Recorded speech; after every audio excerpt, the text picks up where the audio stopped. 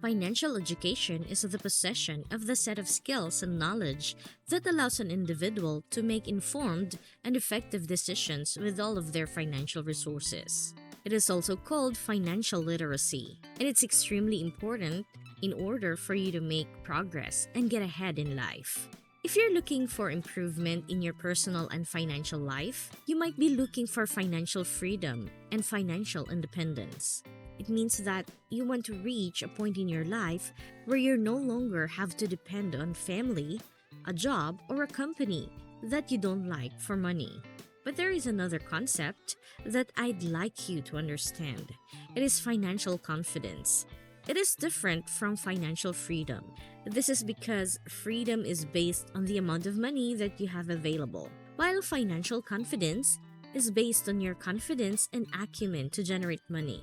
Now, here's the thing. Most people think that there is a money scarcity. They think that there is no money and making more money is impossible. But this is deeply untrue. The truth is, the world is littered with money, but only those with the skills and knowledge can acquire it. Money is like a game. It has a bunch of rules that you just have to follow. Play according to the rules and you will become the master of your financial life, guaranteed. In this video, I'm going to teach you the four most important rules of money, which are the basics of being financially free, financially confident, and financially literate. These simple rules that I will give you today will elevate your money game and take you to a whole other level you've never seen before, as long as you're hungry and dedicated. I'm going to give you all this information for free. I don't sell books, webinars, or online courses. All the knowledge on this channel is free. So, if you want to show your appreciation, just click that like button and the subscribe button right now. It is actually very fascinating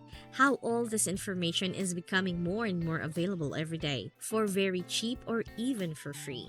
And everything is easily accessible with a couple of Google searches. So, even if everything is at their fingertips, more than 90% of the population is still financially ignorant. Let me give you a quick example. Josh just got his monthly paycheck. After tax, he's left with $1,700. Instead of using this money to invest, save, or anything else that might be useful, he decided to waste it on a couple of barbecues with friends and many other useless liabilities. Are you a Josh? Because there are unfortunately a lot of financially ignorant people today.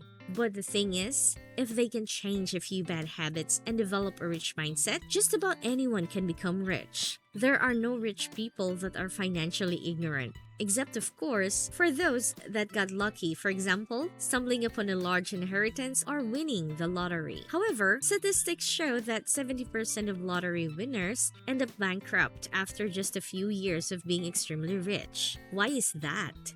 Again, it all comes down to how financially educated one is. If you have a lot of money, you will still make bad decisions and lose it all because you don't know what to do with it.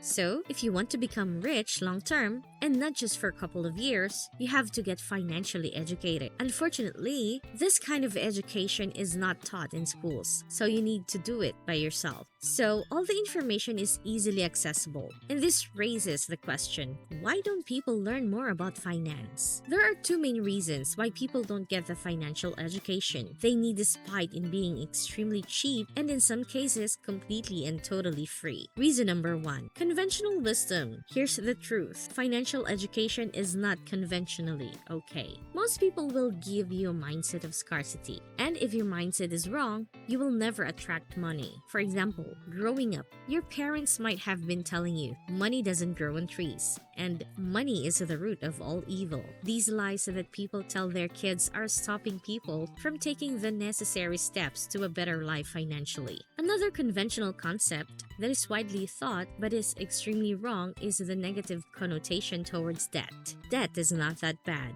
if you know how to use it, but still, people demonize it because they don't have the appropriate education. So you have to stop listening to those that aren't financially literate and financially confident. You should start listening to those that actually know how to generate money because they are the ones that can give you tips on how to become financially educated. Just like a sport, for example, skiing. You don't want to learn how to ski from someone that has never skied before. You want to learn from somebody that already knows how to do it. Apply this to your financial education, and you learn very fast. Reason number 2. Comfort zone and self-esteem in order to generate money. It's believed among the rich that you need to be confident and have decent self-esteem. Self-image is important, and you have to do, first of all, believe that you truly deserve to be wealthier and happier. If you don't, you'll never become rich. Think of it like a self-fulfilling prophecy. You have to see yourself rich first. This confident, charismatic rich image you see yourself in your mind will give you the needed confidence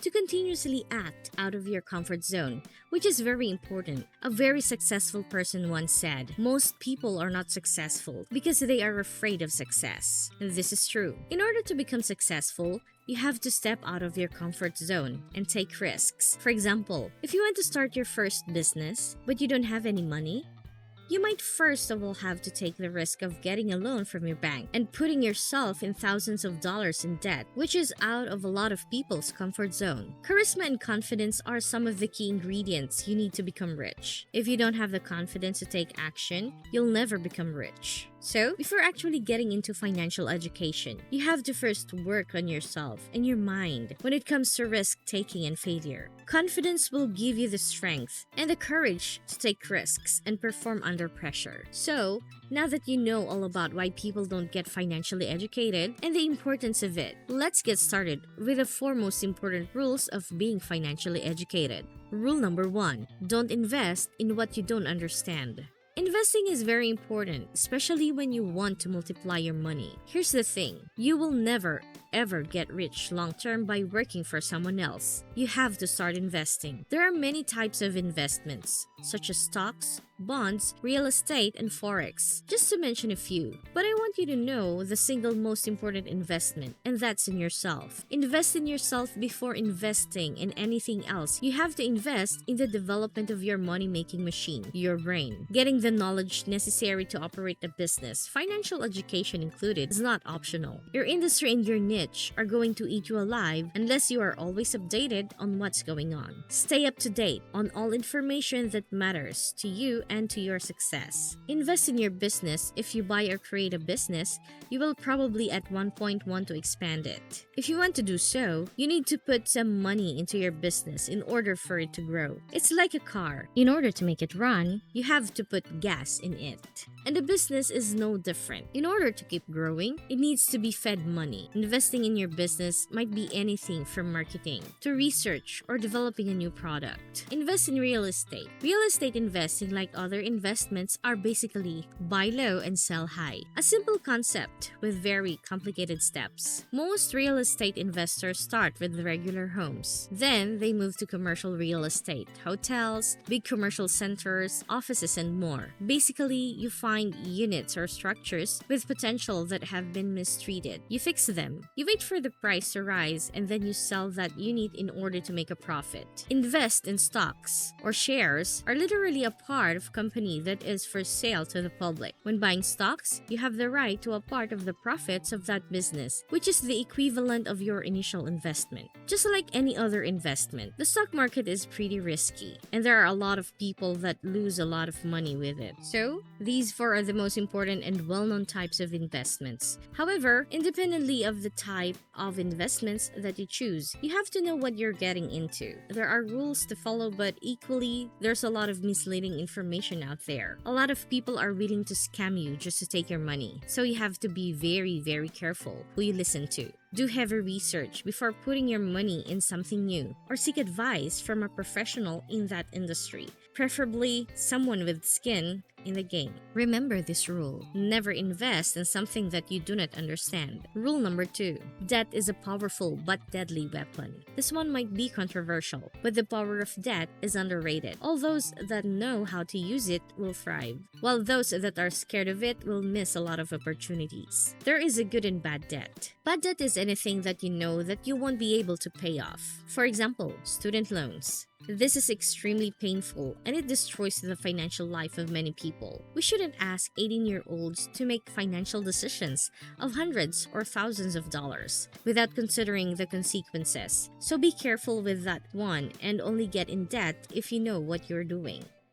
On the other hand, good debt is the type of debt that you're absolutely sure you'll pay off, or you have a plan to pay it off, and it will also make you money. Getting in debt is a tool that you can use to get rich. For example, you might want to get a loan in order to start your business. If it all goes as planned, you will pay off your debt and will be free to expand your business as long as you're always paying off your dues. Rule number 3.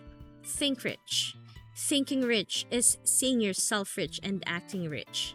Essentially, you're playing the role of a rich person, and this might include living above your means. Living below your means is a defensive concept invented by financial gurus that to the most part is solid wisdom.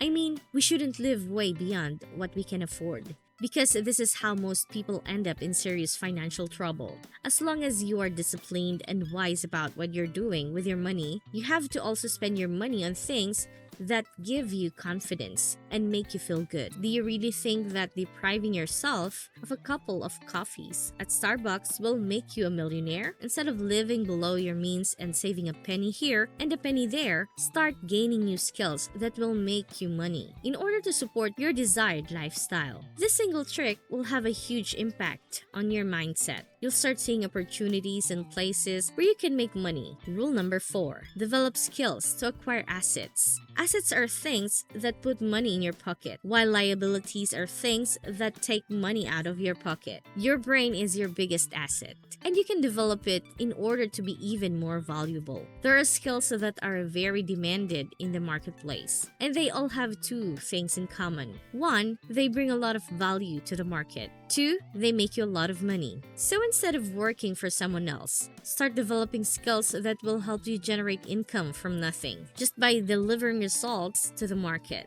Figure out what best fits your abilities and develop your first high-income skills in order to gain the resources necessary to acquire more and more assets. Well, that's it for today's video. I hope you enjoyed it and gained value from it.